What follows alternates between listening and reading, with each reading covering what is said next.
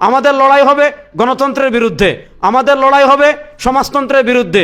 এই যে আমাদের ৭২-এর সংবিধানে আমাদেরকে সাম্য, মানবিক মর্যাদা, সামাজিক সুবিচার, এই ৩টা চেতনার কথা বলে মুক্তিযুদ্ধ হয়েছে, কিন্তু তারপর ৭২-এর সংবিধানে যে এই 4টা চেতনা, ইসলাম বিরোধী 4টা চেতনা আমাদের গাড়ে চাপিয়ে দিয়েছে।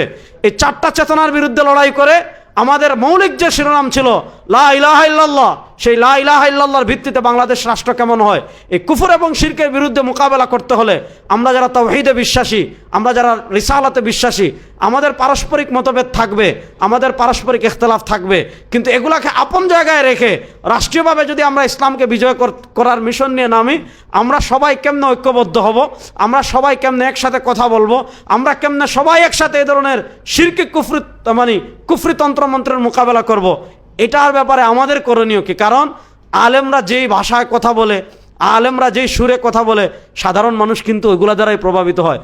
2024 পর্যন্ত এই সময়টা আমাদের জন্য খুবই কঠিন, ইসলামপন্থীদের জন্য। এর আগের সময়টাও যে আমাদের জন্য খুব সহজ ছিল এমন না। 2001 থেকে 2006 পর্যন্ত যদিও বলা হয়েছে ইসলামী মূল্যবোধের সরকার, কিন্তু সে সময় অত্যন্ত সুপরিকল্পিতভাবে এই বিভিন্ন জায়গায় বোমা ফাটিয়ে সেগুলোর দায়ভার আলেমদের উপর চাপিয়ে বাংলাদেশ একটা অস্থিরতার মধ্যে ইসলামপন্থীরা সবসময় ছিল।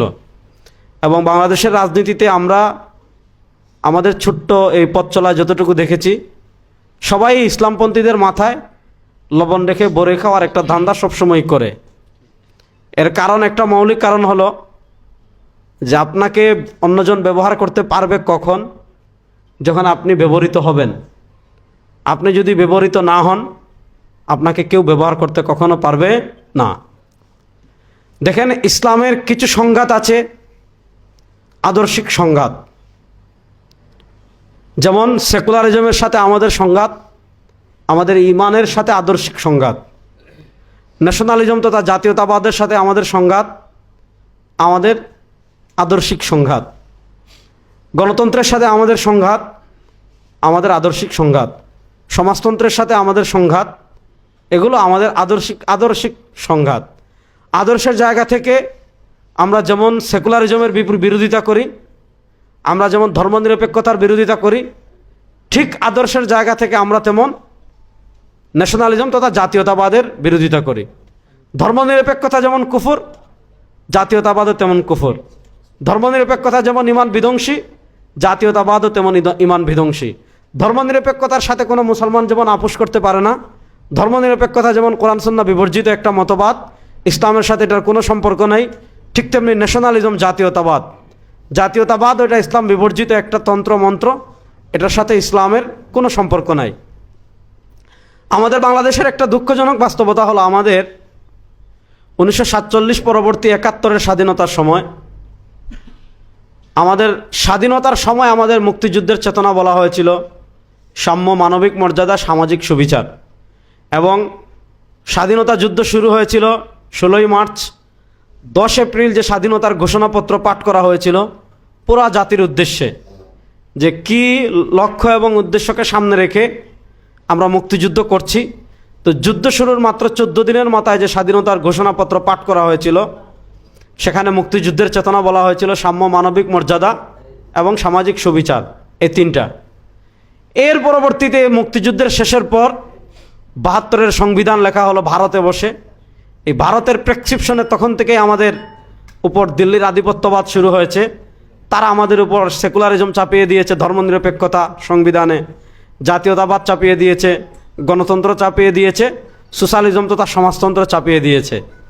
তো আমরা যারা ইসলামকে ধারণ করি, আমরা যারা ইসলামে রাষ্ট্র প্রতিষ্ঠার কথা বলি, ইসলামী রাজনীতি করি, আমাদের অবস্থান অত্যন্ত ক্লিয়ার। আমরা যেমন ধর্মনিরপেক্ষতার বিরোধী, তেমন আমরা জাতীয়তাবাদের বিরোধী, তেমন আমরা সমাজতন্ত্রের বিরোধী, তেমন আমরা গণতন্ত্রের বিরোধী। এখানে ধর্মনিরপেক্ষতার বিরোধিতা করে জাতীয়তাবাদী চিন্তা লালন করার কোনো সুযোগ নেই, আবার জাতীয়তাবাদের বিরোধিতা করে সেকুলারিজমের বিরোধিতা করার কোনো সুযোগ নেই। দুটাকে সমান করে বিরোধিতা করতে হবে। এই বাংলাদেশে এই ধর্মনিরপেক্ষতা, জাতীয়তাবাদ এগুলোর গেড়া করলে পড়ে ইসলামপন্থীরা কখনোই ড্রাইভিং সিটে আসতে পারেনি। আমাদেরও যেমন কিছু খাতা আছে, তাদের দায়ভারের চেয়ে আমাদের দায়ভার বেশি। দেখা যাচ্ছে তারা যতটুকু চেয়েছে এর থেকে আমরা আরও বেশি নিজেকে বিলীন করে দিয়েছি, যেটাকে আমরা আমাদের আকীদার পরিভাষায় বলে হুলুল, মানে আমরা নিজেদেরকে হুলুল করে দিয়েছি। তো এই 2024-এর জুলাই আগস্টের গণবিপ্লবের পর বাংলাদেশে নতুন একটা সুযোগ এসেছে। আগে একটা সুযোগ এসেছিল 1947-এ পাকিস্তান প্রতিষ্ঠার সময় ইসলামকে রাষ্ট্রীয়ভাবে বিজয় করার। তো 2024-এর জুলাই আগস্টের গণবিপ্লবের পর যেহেতু বাংলাদেশের মানুষ জাতীয়তাবাদকে দেখেছে, বাংলাদেশের মানুষ ধর্মনিরপেক্ষতার রাষ্ট্র, মাসুদ ভাই এদিকে চলে আসেন, বাংলাদেশের মানুষ যারা সেকুলারিজমের কথা বলে তাদের রাষ্ট্র পরিচালনা দেখেছে, যারা জাতীয়তাবাদের কথা বলে তাদের রাষ্ট্র পরিচালনা দেখেছে, যারা মুক্তিযুদ্ধের চেতনার কথা বলে তাদের রাষ্ট্র পরিচালনা দেখেছে। তো এই 1947 সালের পর আমাদের সামনে আবার একটা সুযোগ এসেছে রাষ্ট্রীয়ভাবে ইসলামকে বিজয় করার। এখানে তাত্ত্বিক আলোচনা আমি করব না, তাত্ত্বিক আলোচনার দিকে আমি যাচ্ছি না, ওলামা একরাম এখানে বেশি। আল্লামা মুশাহিদ বাইয়মপুরী রাহিমাহুল্লাহর একটা কিতাব আছে ফাতহুল করিম ফি সিয়াসাতিন নবিয়্যিল আমিন, অত্যন্ত গুরুত্বপূর্ণ এবং তাৎপর্যপূর্ণ। শেখুল হাদিস আল্লামা জাকারিয়া কান্দেলভী রাহিমাহুল্লাহ তিনিও আলোকপাত করেছেন। এবং আমি একটা কিতাবের কথা অনেকবার বলি, এখানেও বলি, শেখুল ইসলাম জাস্টিস মুফতি মোহাম্মদ তাকি উসমানী হাফিজাহুল্লাহ, তিনি আমাদের হাকিমুল উম্মত আল্লামা আশরাফ আলী থানভী রাহিমাহুল্লাহ, যিনি পাকিস্তান প্রতিষ্ঠার স্বপ্নদ্রষ্টা ছিলেন। তা আল্লামা আশরাফ আলী থানভী রাহিমাহুল্লাহ রাজনৈতিক দৃষ্টিভঙ্গি নিয়ে কিতাব লিখেছেন হাকিমুল উম্মতকে সিয়াসি আফকার, হাকিমুল উম্মতের রাজনৈতিক দৃষ্টিভঙ্গি। তা আমি যেটা বললাম, আমরা যেমন জাতীয়তাবাদের বিরোধী, আমরা তেমন ধর্মনিরপেক্ষতার বিরোধী, আমরা তেমন সমাজতন্ত্রের বিরোধী, আমরা তেমন গণতন্ত্রের বিরোধী। এখানে আমি একটা অবস্থান ক্লিয়ার করি, ইসলামী দলগুলো যে নির্বাচনে অংশগ্রহণ করে, নির্বাচন এটার ব্যাপারে আমাদের দৃষ্টিভঙ্গি কি? নির্বাচনের ব্যাপারে আমাদের দৃষ্টিভঙ্গি এতটুকু, ফুকাহায়ে কেরাম যতটুকু বলেছেন ততটুকু। নির্বাচন এটা জাস্ট নেতা নির্বাচনের একটা পদ্ধতি। ইসলাম নেতা নির্বাচনের একক কোনো পদ্ধতি আবশ্যক করে দেয়নি যে এই পদ্ধতিতেই নেতা নির্বাচন হতে হবে। এজন্য দেখবেন সিদ্দিক আকবর রাদিয়াল্লাহু তাআলার একটা পদ্ধতি ছিল, ওমর রাদিয়াল্লাহু তাআলার একটা পদ্ধতি ছিল, ওসমান রাদিয়াল্লাহু তাআলার একটা পদ্ধতি ছিল, আলী রাদিয়াল্লাহু তাআলার একটা পদ্ধতি ছিল। তো এটা হলো সুন্নাহসম্মত পদ্ধতি। নির্বাচনকে এটা নেতা নির্বাচনের একটা আমরা জায়েজ পদ্ধতি মনে করি, এবং আপাত দৃষ্টিতে এর চেয়ে উত্তমটা আমরা গ্রহণ করতে পারছি না। আপাত দৃষ্টিতে এর চেয়ে উত্তম পন্থাটা আমরা গ্রহণ করতে পারছি না, এজন্য এটাকে আমরা গ্রহণ করি, যেটা আমাদের দারুল দেওবন্দ ফতোয়া দিয়েছে। আপনারা দেখেছেন শেখুল ইসলাম জাস্টিস মুফতি মোহাম্মদ তাকি উসমানী তার ফিকহি মাকালাতে একটা প্রবন্ধ লিখেছেন, ইন্তিখাবাত মে ভোট কি শরঈ हैसियत। জওয়াহিরুল ফিকহে মুফতি আজম মুফতি মোহাম্মদ শফি রহিমাহুল্লাহ 5 নম্বর খণ্ডে একটা রিসালা লিখেছেন, ভোট কি শরঈ আহকাম। আমাদের বাংলাদেশের প্রবাদতুল্য আলেম ছিলেন আল্লামা শামসুল হক ফরিদপুরি রহিমাহুল্লাহ, তিনি কিতাব লিখেছেন ভোটারের দায়িত্ব কর্তব্য। দারুল করাচি যে ফতোয়া দিয়েছে, মার্কাজুদ দাওয়া যে ফতোয়া দিয়েছে, এই ফতোয়াই হলো আমাদের রাজনৈতিক অবস্থান, যে আমরা এটাকে আপাত একটা পদ্ধতি মনে করি। যখন এর চেয়ে উত্তমটা গ্রহণের সময় আসবে ইনশাআল্লাহ তখন আমরা এর চেয়ে উত্তমটাই গ্রহণ করব। যাক, আমার কথা দীর্ঘ হয়ে যাচ্ছে। তো আমি যেটা বললাম যে বাংলাদেশে এখন আমাদের লড়াই হবে এই কুফরি তন্ত্রমন্ত্র। আমরা এতদিন ধর্মনিরপেক্ষতার বিরুদ্ধে লড়াই করেছি। আমি আগে বলেছি ধর্মনিরপেক্ষতা যেমন কুফর, ইসলাম বিরোধী তন্ত্রমন্ত্র, জাতীয়তাবাদও তেমন ইসলাম বিরোধী তন্ত্রমন্ত্র। তো বাংলাদেশের মানুষ এই সবগুলো দেখেছে, সবার শাসন দেখেছে। যারা মুক্তিযুদ্ধের চেতনার কথা বলে ক্ষমতায় এসেছে বাংলাদেশের মানুষ তাদেরকেও দেখেছে, জাতীয়তাবাদের দোহাই দিয়ে যারা এসেছে তাদেরকেও দেখেছে, আপনার এই গণতন্ত্রের কথা বলে যারা এসেছে তাদেরকেও দেখেছে। কেউ বাংলাদেশের মানুষের ম্যাক্সিমাম নাগরিক অধিকার কেউ আদায় করতে পারেনি। সব যেহেতু শেষ হয়ে গিয়েছে, শুধু একটা বাকি আছে, সেটা হলো ইসলাম। এই ইসলামকে রাষ্ট্র ক্ষমতায় আমরা কেমনে নিতে পারি, এবং ইসলামী রাষ্ট্র দণ্ডবিধি যেগুলো আছে, দেখেন আল্লাহ নবী সাল্লাল্লাহু আলাইহি ওয়াসাল্লাম মক্কা থেকে মদিনা হিজরতের সময় যে 3টা দোয়া করেছিলেন তার ভিতরে একটা ছিল ওয়াজআলনি মিন লাদুনকা সুলতানান নাসীরা। আল্লাহ নবী সাল্লাল্লাহু আলাইহি ওয়াসাল্লাম সুলতানান নাসীরার দোয়া কেন করেছেন?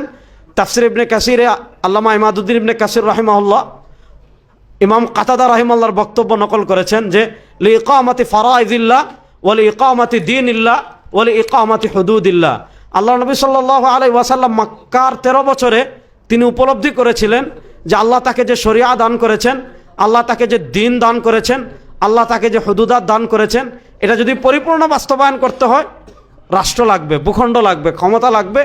এজন্য নবী করিম সাল্লাল্লাহু আলাইহি ওয়াসাল্লাম দোয়া করেছেন ওয়াজআলনি মিন লাদুনকা সুলতানান নাসিরা। এখন আমাদের লড়াই হবে এখন ধর্মনিরপেক্ষতার বিরুদ্ধে, আমাদের লড়াই হবে জাতীয়তাবাদের বিরুদ্ধে, আমাদের লড়াই হবে গণতন্ত্রের বিরুদ্ধে, আমাদের লড়াই হবে সমাজতন্ত্রের বিরুদ্ধে। এই যে আমাদের ৭২-এর সংবিধানে আমাদেরকে সাম্য, মানবিক মর্যাদা, সামাজিক সুবিচার, এই 3টা চেতনার কথা বলে মুক্তিযুদ্ধ হয়েছে, কিন্তু তারপর ৭২-এর সংবিধানে যে এই 4টা চেতনা, ইসলাম বিরোধী 4টা চেতনা আমাদের গাড়ে চাপিয়ে দিয়েছে। এই 4টা চেতনার বিরুদ্ধে লড়াই করে আমাদের মৌলিক যে শিরোনাম ছিল লা ইলাহা ইল্লাল্লাহ, সেই লা ইলাহা ইল্লাল্লাহর ভিত্তিতে বাংলাদেশ রাষ্ট্র কেমন হয়, এই কুফর এবং শিরকের বিরুদ্ধে মোকাবেলা করতে হলে আমরা যারা তাওহীদে বিশ্বাসী, আমরা যারা রিসালাতে বিশ্বাসী, আমাদের পারস্পরিক মতভেদ থাকবে, আমাদের পারস্পরিক ইখতিলাফ থাকবে, কিন্তু এগুলাকে আপন জায়গায় রেখে রাষ্ট্রীয়ভাবে যদি আমরা ইসলামকে বিজয় করার মিশন নিয়ে নামি, আমরা সবাই কেমনে ঐক্যবদ্ধ হব, আমরা সবাই কেমনে একসাথে কথা বলবো, আমরা কেমনে সবাই একসাথে এই ধরনের শিরকি কুফরি তন্ত্রমন্ত্রের মোকাবেলা করব, এটার ব্যাপারে আমাদের করণীয় কি? কারণ আলেমরা যেই ভাষায় কথা বলে, আলেমরা যেই সুরে কথা বলে, সাধারণ মানুষ কিন্তু ওইগুলা দ্বারাই প্রভাবিত হয়। আমি সব জায়গায় বলি আলেমরা, আমরা মসজিদে ওয়াজ করি কোরবানির গোশত 3 ভাগ করতে হবে, আপনি দেখবেন অধিকাংশ মানুষ 3 ভাগ করে মানুষকে বন্টন করে। আমরা ওয়াজ করি যে দান সৎকা করতে হবে, মানুষ দান সৎকা করে। আমরা মানুষদেরকে মসজিদের মেম্বরে বুঝাই যে রমাদানে সদকাতুল ফিতর দিতে হবে, মানুষ সদকাতুল ফিতর দেয়। আমরা মানুষদেরকে বুঝাই আপনি হজ উমরা করতে হবে, মানুষ করে। আমরা মানুষদেরকে বুঝাই শবে বরাতে ইবাদত করতে হবে, মানুষ করে। আমরা বুঝাই ঈদের দিন আত্মীয় স্বজনের বাড়িতে তাদের খোঁজখবর নিতে হবে, মানুষ নেয়। অর্থাৎ আমরা যে ভাষায় কথা বলি মানুষ আমাদের দ্বারা আকৃষ্ট হয়। এখন আমাদের দায়িত্ব কি? আমার ব্যক্তিগত মত হলো আমরা প্রত্যেকের জায়গা থেকে ইসলামী রাষ্ট্র প্রতিষ্ঠার কথা বলবো। ইসলাম যদি রাষ্ট্রীয়ভাবে বিজয়ী হয় এ ব্যাপারে আমাদের রাষ্ট্র কি ফায়দা পাবে, নাগরিকরা কি সুবিধা পাবে, এবং ইসলামে যে রাষ্ট্র আছে, আমাদেরকে সেকুলারিজম এতটা আমাদের মাথায় সেকুলারিজম এতভাবেই ঢুকেছে যে আমরা ইসলামকে আজকে শুধু মসজিদ কেন্দ্রিক মনে করি। মসজিদে নামাজ পড়লে, ইবাদত বন্দেগি করলে পরিপূর্ণ ইসলাম আছে এটা মনে করি না। ইসলামে ইবাদত যেমন আছে, ইসলামে হুদুদাত তেমন আছে, ইসলামে দণ্ডবিধি তেমন আছে, ইসলামে রাষ্ট্র পরিচালনাও তেমন আছে। এখন একদম ঘর থেকে নিয়ে রাষ্ট্র পর্যন্ত সব জায়গায় আমরা দ্বীন ইসলামকে কেমনে বিজয়ী করতে পারি, এই ব্যাপারে ওলামা একরামের মতামত এটা খুবই জরুরি। ওলামা একরামের মতামতকে সামনে রেখে এবং আমাদের ইসলামী রাজনীতিবিদ যারা আছেন, যেহেতু তাদের মাঠের অভিজ্ঞতা আছে, তাদের মতামতকে সামনে রেখে আমরা ওলামা একরাম কেমনে কর্মপন্থা নির্ধারণ করি, এটাকে সামনে রেখে আমাদের আজকের এই আয়োজন।